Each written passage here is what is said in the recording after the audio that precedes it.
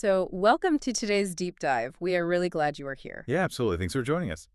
And for this specific deep dive, we have a very clear mission today. We are looking at a really helpful guide from Tim's English channel. Right, which is just fantastic resource material. It really is. And because this guide is specifically for you, the English learner, we are going to do things just a little differently today. Exactly. We are going to take our time.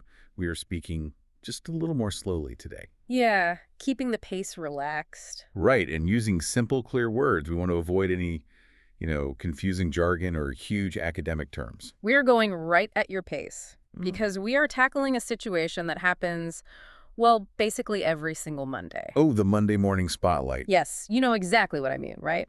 You are at work, or maybe walking into your classroom, or just meeting up with some friends. You've got your coffee. You are still waking up. Exactly, you're barely awake. And then, out of nowhere, someone looks right at you, smiles, and asks that one question. How was your weekend? How was your weekend? It sounds so friendly, but for an English beginner, it can feel like a giant, bright spotlight swinging directly into your face. It really can. I mean, it can trigger total panic. Oh, completely. You just freeze. Yeah, your brain just empties out, and you forget every single English word you have ever learned. Right, but by the end of this deep dive, you are going to have the exact simple sentences you need to answer that question. You'll sound polite, natural, and most importantly, totally confident. So let's unplug that spotlight. Let's start with the very first step, which is just understanding what the question actually means. This is so important because when someone asks, how was your weekend?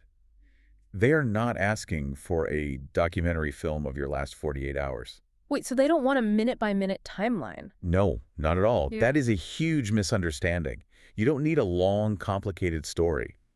The best way to answer is actually with a really short, polite phrase. I always like to think of it like a verbal handshake. Ooh, a verbal handshake. I like that. Yeah, like when you shake someone's hand, it's just a brief, polite greeting, right? You do it to start things off. Right, you don't hold their hand for 10 minutes. Exactly. That would be so weird. So if it is just a verbal handshake, why do so many beginners freeze up?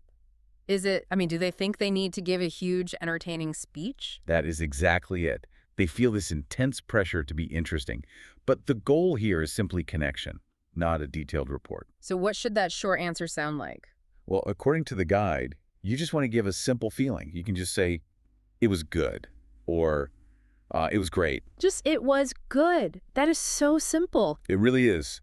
And if you didn't do anything exciting, if you just stayed on the couch, you can say, it was relaxing, or it was nice. So you focus on the feeling rather than the fact that you did nothing? Right. It is the perfect, sturdy foundation to build the rest of your answer on. Okay, so step one is the verbal handshake. It was good, but you can't just stop there, right? No, definitely not. If you just say, it was good, and then stare at them in silence, That gets awkward very fast. highly awkward. So you need to add just one simple detail. But to do that, you have to mentally step into a time machine. A time machine. Okay, explain that. Well, the weekend is finished. Saturday and Sunday are closed doors. So the number one rule for beginners here is that you absolutely must use the past tense. Oh, right. Because it is over. Exactly. You cannot say, I go to the park. That sounds like you are going right now. You must say, I went to the park. The past tense can be so tricky for learners, though. It can be. But let's break it down into two groups. First, you have regular verbs. These are the easy ones.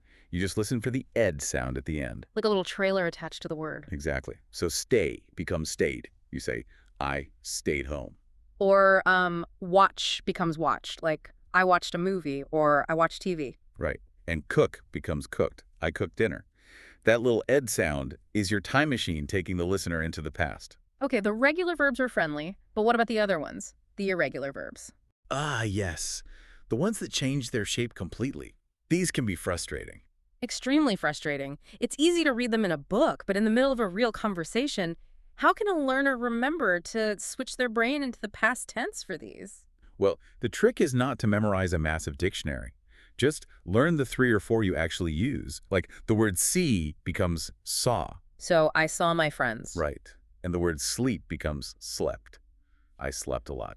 Okay, so let's put step 1 and step 2 together. We have the handshake and we have the time machine detail. Let's hear it. You look at your coworker and say, it was great. I saw my friends and we watched a movie. Perfect. Combining that feeling with one concrete past tense action instantly creates a complete native-sounding sentence. It sounds so natural, Wait. but, well, let's be honest for a second. Uh-oh. What about reality? Yeah, reality. Because not every weekend is great, right? Sometimes life is chaotic, or boring, or just bad. Oh, absolutely. So how do you describe those weekends honestly without ruining that polite Monday morning vibe? That is where matching your vocabulary to the vibe comes in.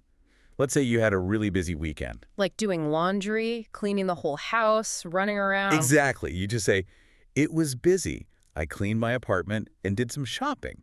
Notice you used those past tense verbs again. Cleaned and did. Always the past tense. Hmm. Now, what if your weekend wasn't busy, but just totally boring? You did absolutely nothing. Oh, I hate admitting that to people. I always want to make up a story. You don't have to. There is a brilliant phrase for this. You just say, it was pretty quiet. It was pretty quiet. I just stayed home and rested.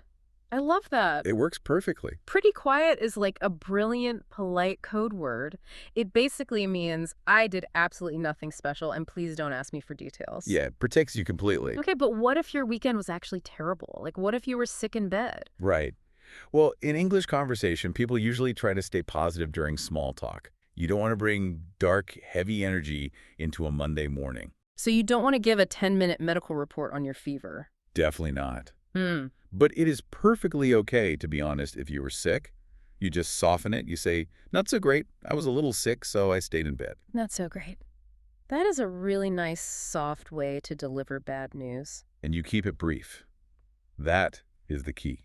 Okay, so we've answered the question, we gave the short feeling, we gave our past tense detail, but we're still the only ones talking. Right, the spotlight is still entirely on you. If you stop talking now, the conversation basically dies right there. You have to pass the ball back to the other person. Because a conversation's a two-way street.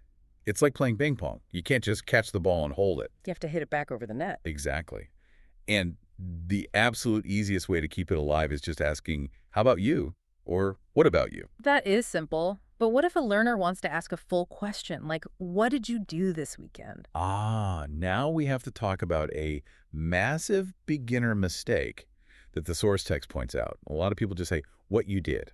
Oh, I hear that one all the time. What you did this weekend. Yeah, it's very common. Why is that little helper word did so crucial? Why do we have to say, what did you do? Let's break the mechanics down slowly. Think of a question in English like a machine. Okay, a machine. What is the steering wheel? Use. It's the driver. But the word did, that is the engine that actually powers the question. So without did, the machine just doesn't run. Exactly. What did you do? The word did signals to the listener's brain that we are talking about the past. It does all the heavy lifting. What did you do? That makes so much sense. So now we are rallying the ping pong ball back and forth like pros. We are having a real conversation. But there are still a couple of dangerous traps out there. We need to dodge these traps so we don't stumble. Right. There are two very common ones that beginners fall into. Let's talk about the to rule first. A lot of learners say, I went the park. Right. They forget the tiny word to. You have to say, I went to the park, or I went to the supermarket. It's like an arrow pointing at your destination. Yes, the to gives you direction. But English always has a big, tricky exception. Oh, of course it does. What is the exception? The word home. You never ever say, I went to home. Wait, really? Never. Never. You simply say, I went home. So no arrow for home, just I went home. Got it. What is the second trap? Well, this one is actually pretty funny, but it's a dangerous mistake. It's confusing the words bored and boring. Oh, no. I know exactly what you mean. Let's say you had a quiet weekend and you did nothing. If you use the wrong word, you might say, I was boring. Right. And if you say, I was boring, you are telling the other person that you are a terrible, uninteresting person. You are basically insulting yourself to their face. Like, hello, I am a boring person to talk to. Exactly. The rule is simple, though. The movie you watched is boring. It causes the feeling. So the result is that you are bored. Ah, so the correct phrase to describe your quiet weekend is, I was bored. Yes. Keep the ed ending for your own feelings. I was bored. Okay, so we have survived the traps. We have the structure perfectly. Everything is grammatically correct. We are doing great. But how do we take it up one more level? How do we sprinkle in some words that make a learner sound less like a textbook and more like a native speaker? This is where we upgrade to native vocabulary. Native speakers use casual phrases called phrasal verbs. Right, like combining a verb with a little preposition. Exactly. So instead of saying the formal, I met my friends, which sounds very stiff, Yeah, that sounds like a business meeting. right. Instead, you use the past tense of hang out. You say, I hung out with my friend. I hung out with my friends. That sounds so much more It relaxed. does. And what about eating? Instead of saying, we ate food outside, you use ate out. We ate out at a nice restaurant. Oh, I love that. Ate out. What if you just stayed in your apartment doing nothing? Instead of saying, I stayed home and didn't work, you use the word chilled. You say, I just chilled at home. Chilled. I mean, that word alone means relaxing, maybe drinking some coffee, having zero stress. But why do words like hang out or chill sound so much better to a native speaker than just saying met or rested? Because native speakers rely on these casual phrasal verbs in everyday speech.